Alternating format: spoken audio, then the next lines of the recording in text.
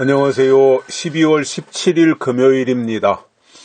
코로나가 연일 7,000명을 넘고 신기록도 세우고 막 그럽니다. 확진자가요. 또 중증자도 그렇고 사망자도 그렇고 매우 위태로운 이 상황인데 방법이 없죠. 안 걸리는 수밖에 없는데 그것도 뭐 안 걸리겠다고 해서 안 걸릴 수 있는 상황도 아니고 여러 가지로 참 매우 심각하고 어려운 상황에서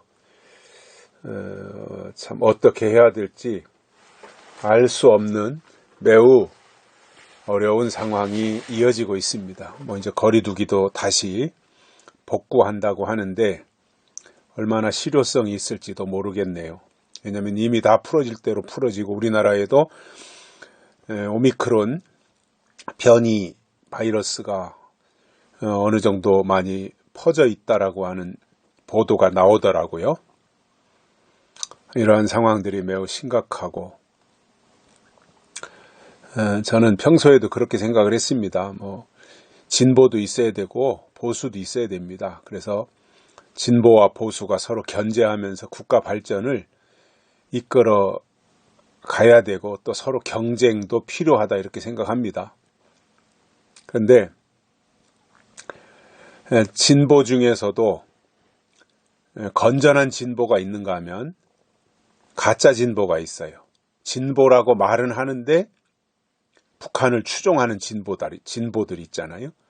북한을 추종하는 진보들은 제가 그동안 쭉 살펴본 바에 따르면 그 사람들은 진짜 무식한 사람들이에요. 머릿속에 들은 게 아무것도 없어요. 무능해요. 오로지 그냥 북한 이용해서 자기네들의 이득을 챙기려고 하고 정치적 이득이죠 물론.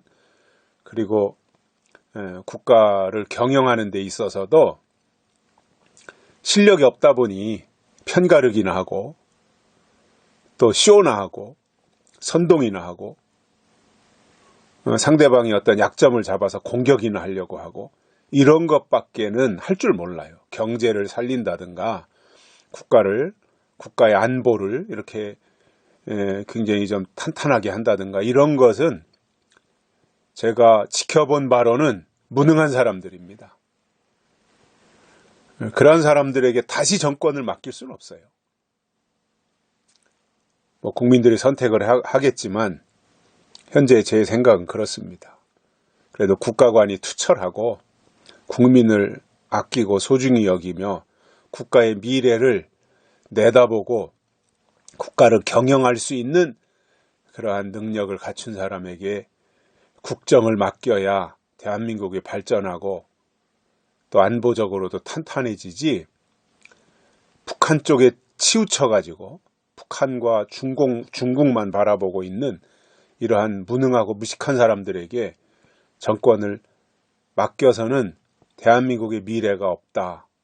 그래서 불안하다. 이러한 나름대로의 제 생각을 말씀드리고 그래서 올바른 대한민국 정말 정직한 사람들이 잘 되고 또 성실하고 노력하는 사람들에게 기회가 오는 그러한 대한민국이 돼야 되겠다. 이렇게 무슨 맨날 자기 쪽 사람들 태양광이니 이런 걸 가지고 장난치고 선거 개입해가지고 또 국민들을 우롱하고 하는 이러한 사람들에게 또다시 정권을 맡긴다면 그것은 국민도 무능한 거다 이렇게 봐요.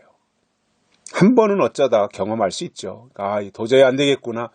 거기서 깨닫고 국민들이 마음을 돌아서서 국가를 잘 경영할 수 있는 사람들에게 기회를 주고 그들로 하여금 잘 일할 수 있도록 응원해주는 그러한 성숙한 국민들이 돼야 저렇게 가짜 정치꾼 이런 사람들이 발붙일 곳이 없어지는 거지요. 국민이 똑똑해야 국가가 바로 선다라고 하는 이 생각 모두가 함께 가졌으면 하는 바람이 있습니다. 오늘 말씀은 민수기 14장 11절과 12절입니다. 여호와께서 모세에게 이르시되 이 백성이 어느 때까지 나를 멸시하겠느냐 내가 그들 중에 모든 이적을 행한 것도 생각하지 아니하고 어느 때까지 나를 믿지 않겠느냐. 내가 전염병으로 그들을 쳐서 멸하고 너로 그들보다 크고 강한 나라를 이루게 하리라. 아멘.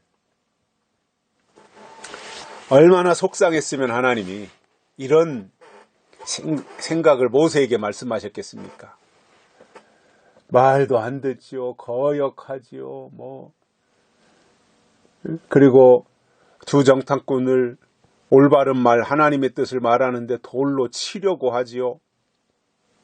이건 말로 다 할 수가 없는 거죠. 하나님 보실 때 진짜 이건 꼴불견을 넘어서서 있을 수 없는 일들을 하고 있는 모습에 하나님이 화가 나신 거지요.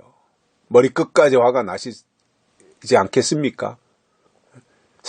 이런 상황을 만드는 이스라엘 백성들을 보면서 하나님도 도저히 참을 수가 없었던 거지요. 그래서 모세에게 말씀하신 겁니다. 이 백성이 어느 때까지 나를 멸시하겠느냐. 하나님이 세운 사람들을 멸시하는 것은 하나님을 멸시하는 거예요. 하나님이 그들에게 권위를 주셨는데 하나님이 주신 권위를 무시하는 것은 그 권위를 주신 하나님을 무시하는 거잖아요. 하나님이 그들에게 말씀을 주셨고 또 가서 가나안 땅을 정탐할 수 있도록 그러한 기회도 주셨고 해서 제대로 된 보고를 하면 그것을 하나님의 뜻으로 받아들이는 것이 정상인데 거역하잖아요. 안 받아들여요. 아니 돌로 쳐 죽이려고 하니 말이에요.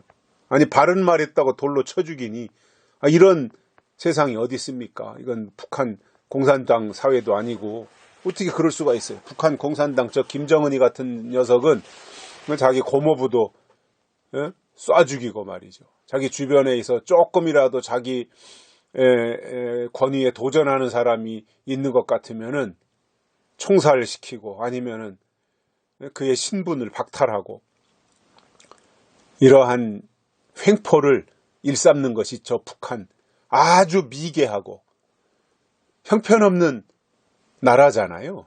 그런 나라한테 무슨 거기에 빌붙어가지고 그냥 쩔쩔매고 김정은이가 말 한마디 하고 김여정이가 뭐라고 한마디만 하면 그냥 쩔쩔매는 이 모습을 보면 저 북한을 상전으로 생각하나 어떻게 저런 머릿속 구조를 가지고 사나 이게 이해가 도저히 안 돼요.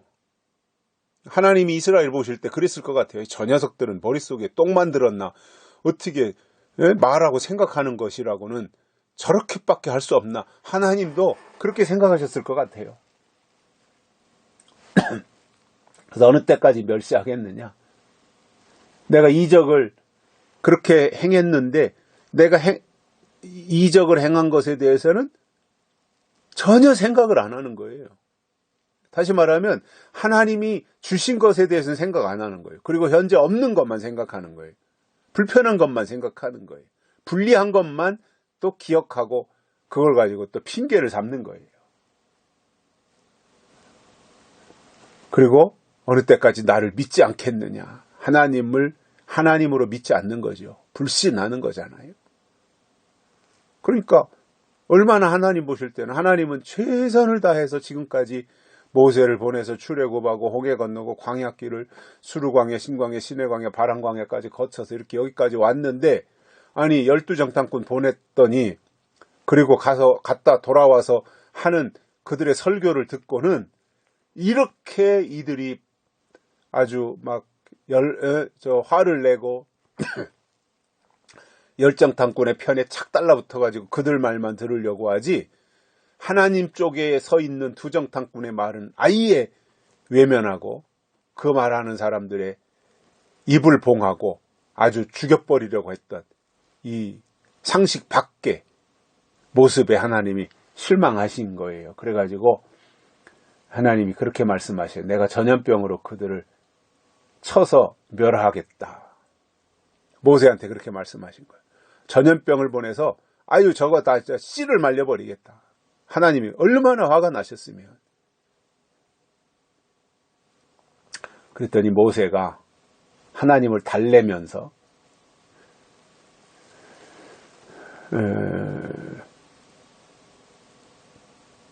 그 다음에 이제 뭐 그러시면 안 됩니다. 뭐 이런 이제 하나님을 설득시키는 이 모습들을 봅니다. 근데 이제 하나님이 화가 나셔가지고 내가 그들을 다 그냥 진멸해버리겠다. 멸해버리겠다. 그리고 너로 그들보다 크고 강한 나라를 다시 세우도록 하겠다. 하나님이 이렇게 말씀하니까 모세가 안 됩니다. 절대 안 됩니다. 이제 그렇게 나서서 하는 거잖아요. 믿음이 뭐냐면 하나님의 뜻이 무엇인지 깨닫고 하나님이 원하시는 방향으로 가고 하나님이 원하시는 일을 하며 하나님이 원하시는 생각을 가지는 거예요. 이게 믿음이에요. 하나님의 뜻과 반대로 가는 건 믿음 아닌 겁니다. 하나님의 선하시고 기뻐하시고 온전하신 뜻이 무엇인지 분별하는 것, 이것이 믿음이고 그 방향으로 나가는 것이 믿음의 사람이라고 하는 것을 기억하고 우리는 열정탐꾼에게 속한 신앙이 아니라 두 정탐꾼에게 속한, 그리고 두 정탐꾼의 설교를 더 소중히 여기고 하나님의 말씀으로 듣고 나가는 믿음의 동역자들이 되시기를 바랍니다. 여기까지 합니다. 감사합니다.